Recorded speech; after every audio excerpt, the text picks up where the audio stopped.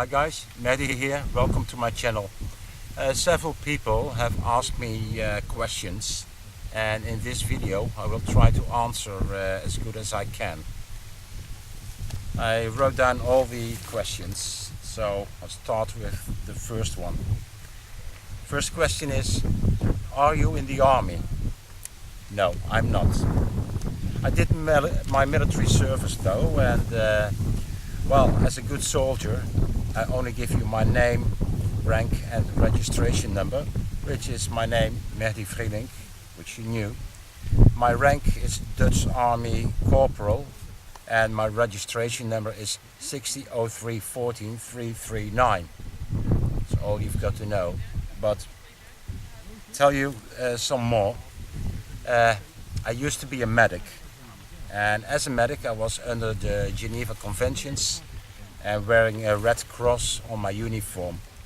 So in case you want to shoot me, beware, it's a war crime and you will get killed for that. So don't kill me. Well, I've been in the army for 14 months and I had a great time on the ambulance. I've seen many casualties. I've got lots of experience in first aid. Maybe some of you wonder what arms I had. Because I was under the Geneva Conventions, I only was allowed to defend myself, and therefore I had a Browning FN 9mm pistol. That's all I had. But during exercises I had opportunities to shoot with every weapon available. Okay. I was wondering why you were asking that question, and I think you might have been confused about my outfit. I wear lots of camo clothing, and there's a reason behind it.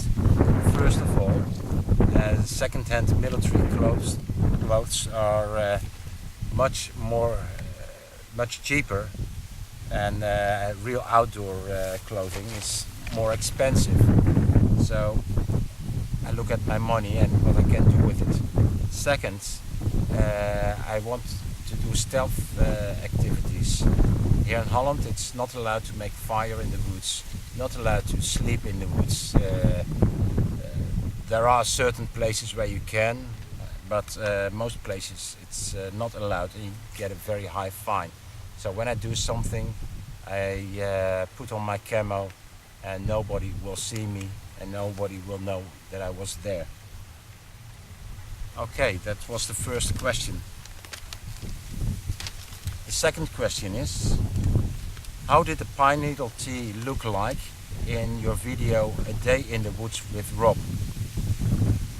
Well, it looked a little bit like put lemon juice into water, or maybe kind of cocos milk. The taste was a little bit sour, and yeah, well, it tasted like kind of lemonade, not really tea like you know tea. And well, you have to try it for yourself, and next time maybe I will show you on the video.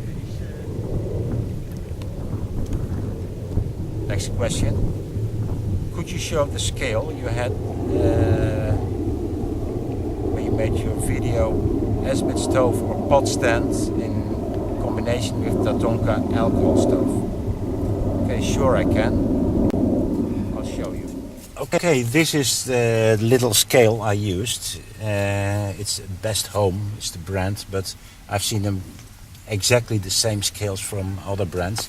It weighs until 200 grams, and I can put this on top to put things in. I push the button and it's automatically calibrating, so it's 0 grams.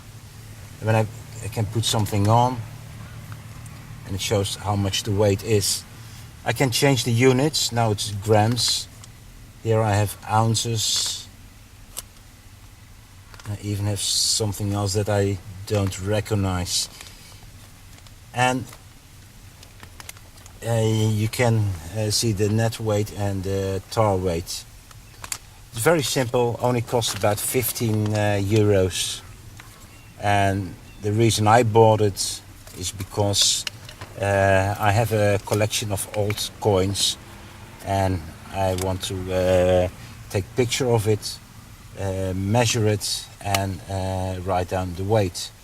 So that's it. What you put inside are only 2 AAA batteries. That's all.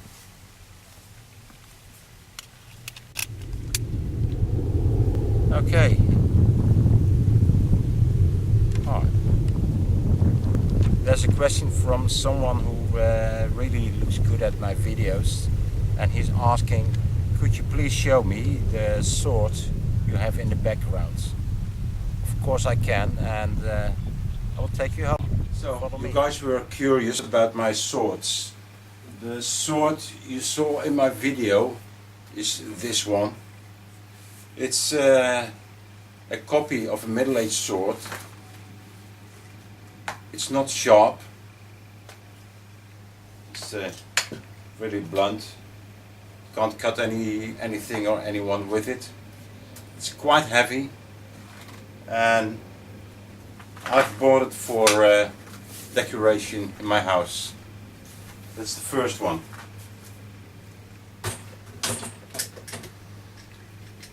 The second one I've bought in Morocco. It's not an original sword. It's not even sharp. It's also only meant for decoration. But this is the kind of sword they used during the Middle Ages. It's small, silver plated, very nice decorated.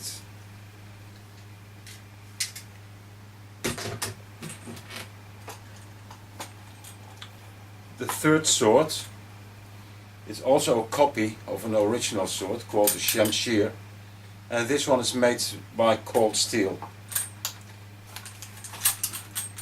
And this one is really sharp. I can't give you a demonstration here, but if you look on Google or YouTube and you type cold steel and M.B.S.R, you will find a demonstration of this sword, and can cut almost anything. It's amazing. I really would like to try it out, but I bought it to hang on the wall. Then last but not least, it's not a sword, it's a dagger. And it's one someone in the Soviet Union gave me when I was there, and Russia was still Soviet Union. Here you can have a closer look.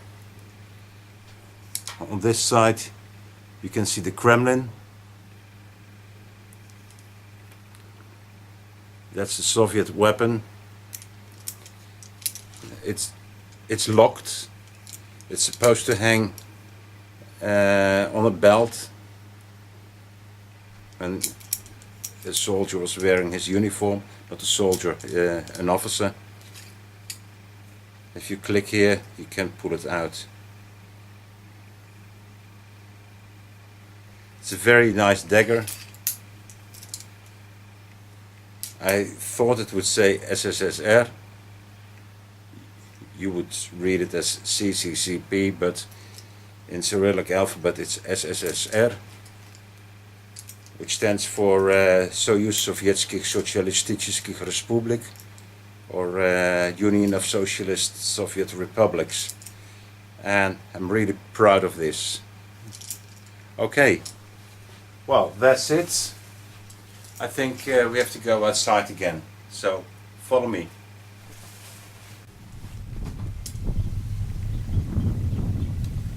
Another viewer asked me, in A Day in the Woods with Rob, I saw you and Rob at different methods to put the dough around the stick. Does it make a difference, and what's the preferred method? Well, what I did, I made a kind of sausage of the dough, and I wrapped it around the stick. and I prefer this, so it's equal around the whole stick, and not one part is thicker than the other part. And if you hold it above the fire, all the bread will be ready in one time. And if you don't do that, just put it around, then maybe one side is thicker and it takes longer to cook or to bake. So that's why I did it, and that's the difference.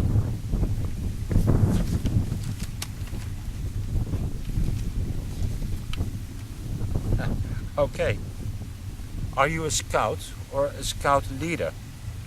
Yes, I am. And well, I did some magic to show you my scout uniform. Well, I used to be a leader, the explorers, and that's in Holland, the age from 14 till 18 years old. And we had boys and girls, and we had very adventurous camps, summer camps and weekends, mostly in Belgium and Luxembourg. And we also came together every weekend. Well, I passed all trainings for leaders, including the Gilwell wood badge training. You can see my wood badge and my Gilwell scarf and the woggle. Unfortunately, we had to stop our troop because we couldn't get enough leaders. So after that, I became a national volunteer in projects, and I also organized several school camps, and mainly in Luxembourg, because I really like Luxembourg. I'm still a national volunteer, and I'm a Plus Scout, which you can see on this badge, Plus Scout. And Plus Scouts are the more older scout, ex-scout leaders, etc. I will never give up my scouting membership, because, as they say, once a scout, always a scout. So that's my scouting. Someone else wrote in your video 10 C's of survivability about the compass. You should have shown the deviation of the north as it's shown on the map. Well, I guess you're right, and I'll show you now, and I will also show you on next video. I'll show you the map, and I think you can see it from here. And I'll give you more explanation next time, because I'm going to make another video on the compass.